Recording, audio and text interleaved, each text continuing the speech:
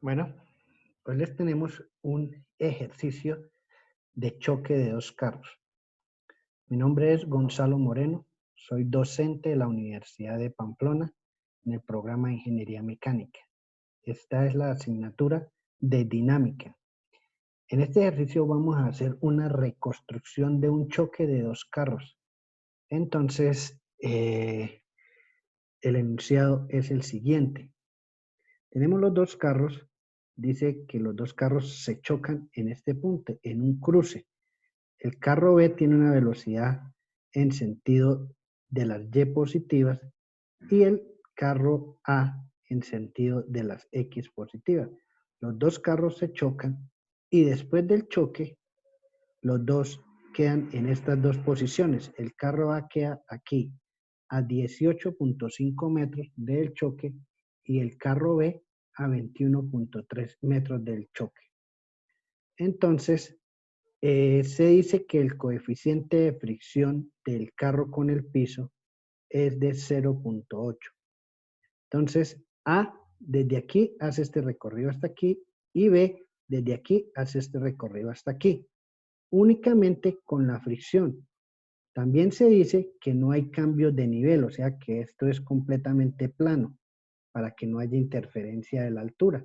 Si hubiese un cambio de altura, habría que incluirle esa parte de energía que se pierde o se gana si el carro bajó o el carro subió. Entonces, este es un choque plano. Ya sabemos, los carros tienen esas masas. El carro B hizo este recorrido y el carro A hizo este recorrido. Entonces, fíjense que aquí describimos lo que son las etapas del movimiento. Entonces, la primera etapa, los carros antes del choque, como están aquí, antes del choque. Después de que pase el choque, hay un instante número 2, que es las velocidades después del choque, inmediatamente después de que ellos se chocan. Y la etapa número 3 es ya ellos aquí en la posición final, con velocidades finales, o sea, velocidades 3 de cada uno, igual a 0. Entonces, fíjense que ya conocemos los puntos finales, las velocidades finales que son 0 y la distancia recorrida. Y tenemos la fricción. Entonces, fíjense que conocemos las velocidades finales, entonces tenemos que coger hacia atrás, de atrás hacia adelante para hacer la reconstrucción. Bueno, entonces fíjense que aquí, etapa 2, 3. Esta era la 2 después del choque y la 3 la final. Entonces fíjense los diagramas que tenemos.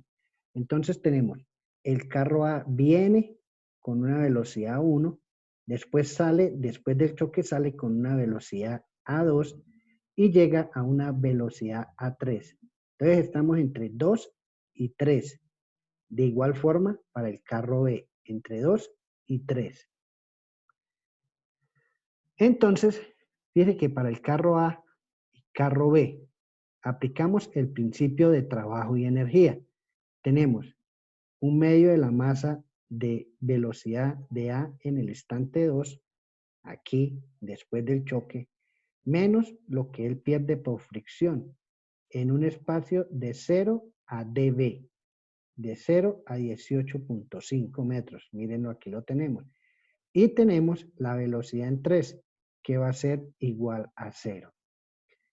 De igual forma, para el carro B, tenemos un recorrido de 21.3 metros. La energía en el primer instante y la energía en el segundo instante, que va a ser igual a 0. Entonces, esta 0, tenemos únicamente la fricción. Y tenemos que la fricción es el coeficiente de fricción por la normal. Y la normal pues va a ser el peso de cada uno de los carros que ya nos lo dieron. Aplicando esa fórmula tenemos que la velocidad de A en el segundo instante después del choque va a ser 17.04 metros sobre segundo y la de B 18.28 metros sobre segundo. Entonces ya tenemos las velocidades de los dos carros después del choque. Entonces tenemos que hacer entre la etapa 1 y la 2, antes del choque y después del choque. Ya conocemos las velocidades después del choque. Bueno, Entonces, como ya les venía diciendo, este es el diagrama. Los dos carros se chocaron antes del choque y estas son las velocidades después del choque. Entonces tenemos que colocar aquí unos ejes normal y tangencial para este choque. Entonces fíjense que si yo coloco aquí una línea que va desde el centro de B hasta el centro de A, más o menos, nos va a quedar así. Aquí me quedó un poco corrida, pero más o menos una línea así. Entonces fíjense que aquí tengo la normal y aquí tengo la tangencial. Mírenlas aquí. Entonces, ¿qué tengo que hacer para este tipo de ejercicios? Tengo que determinar las velocidades de A2 y A1 en la normal y en la tangencial y las de B en la normal y en la tangencial. Entonces tengo que expresar esas velocidades en cada uno de sus ejes normal y tangencial. Entonces fíjense que para A, vamos a hacer para A. Entonces resulta que para A yo tenía esta velocidad de A2 a 70 grados aquí, en este eje, a 70 grados, mire. Entonces fíjate que yo voy a determinar una velocidad de A2 en Y y una velocidad de A2 en X. Porque este es el ángulo teta. Este es el ángulo que yo no conozco con respecto a este eje, mírele. Yo no lo conozco para poder descomponer esta velocidad de A2 en este ángulo y en este ángulo. Entonces, primero que hago, descompongo en Y en X porque yo conozco el ángulo. Entonces, fíjense que aquí yo tengo la velocidad de A1. Si la velocidad de A1, aquí por la parte de abajo de A, tengo el ángulo teta, que va a ser este mismo teta. Fíjense que aquí teta y teta, aquí, lados opuestos. Tengo velocidad de A1 en la normal, me va a quedar por el seno, hacia abajo. Y la velocidad de A1 tangencial me va a quedar por el coseno, hacia arriba, hacia este eje, hacia T. Aquí tengo la velocidad de A2 en el eje X. Mírenla aquí, aquí abajo. Esta la descompuse aquí. Entonces me queda BA2 por el coseno de 70. Y en Y me va a quedar por el seno de 70. Ahora voy a determinar la velocidad de A2 en la normal. Entonces sería hacia este lado, en la normal. Yo tengo una de A2 en X y una de A2 en Y. Entonces fíjense que en la normal me va a quedar la de BA2 en Y por el coseno del ángulo hacia arriba y la de BA2 en X, esa es negativa en el seno del ángulo. Y para la tangencial me van a quedar las contrarias. Este es el coseno, este era el seno. Este es el seno, este es el coseno, pero verifico aquí mi dirección. Entonces fíjense que para A yo ya tengo una normal en el primero, tangencial en el primero. Normal en el segundo, tangencial en el segundo. Recuerden que la tangencial en el primero debe ser igual a la tangencial en el segundo. Bueno, de igual forma hacemos para el bloque B. Para el bloque B, fíjense que aquí yo tengo la velocidad de B salida del choque. Entonces, la descompongo primero por el ángulo de 65 en una en X y en una en Y. Y esas sucesivamente, después esta la descompongo en una tangencial y en una normal y en una tangencial y las sumo las dos. Entonces voy a tener una normal en el primer instante, fíjense aquí, normal en el primer instante, aquí por el coseno del ángulo y una tangencial en el segundo instante. Tenemos normal y tangencial en el primer instante y normal y tangencial en el segundo instante. Aquí descompuse yo mi velocidad B2 en una en X y en una en Y para poder hacerlo mejor y todo fiere que todas me están quedando en función del ángulo este teta, que es la línea de impacto que no lo conozco. Bueno, entonces, fíjense que aquí, en este diagramita, yo tengo aquí, mire, aquí yo tengo la velocidad de A2 normal, la de B2 normal, la de A2 tangencial, la de B2 tangencial. Y aquí abajo tengo como se descompone. La de B1 tangencial, B1 normal. A1 tangencial, A1 normal. Lo que hice fue, coloqué todas mis velocidades sobre este diagrama en los ejes normal y tangencial. Entonces, vamos a sacar las ecuaciones. Tenemos que las velocidades tangenciales, tanto en A como en B, se conservan. Entonces, fíjense que yo aquí tengo la velocidad de A1 tangencial va a ser igual a la velocidad de A2 tangencial. Entonces, reemplazo mis números y voy a tener una primera ecuación de las tangenciales de A. Y de igual forma voy a tener una velocidad de B en la tangencial. Una segunda ecuación, de igual forma como hallé la primera ecuación. La primera, que es la de A, la segunda es la de B. Conforme este diagrama. Entonces ya tenemos dos ecuaciones. Después se hace lo que es la conservación de energía. Fíjense que la conservación de energía, aquí le estoy colocando que hacia arriba positivos. Entonces fíjense que yo tengo esta normal de A1 es hacia abajo, entonces está negativa al movimiento.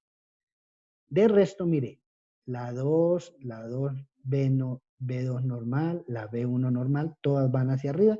Entonces aquí las coloco todas positivas y esta negativa.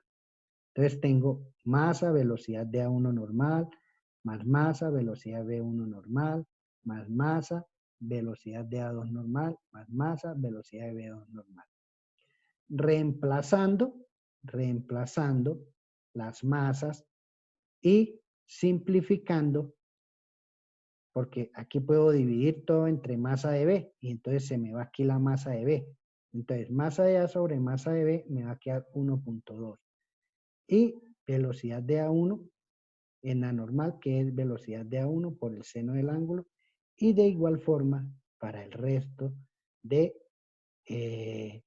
componentes de la ecuación. Y entonces tenemos una ecuación número 3.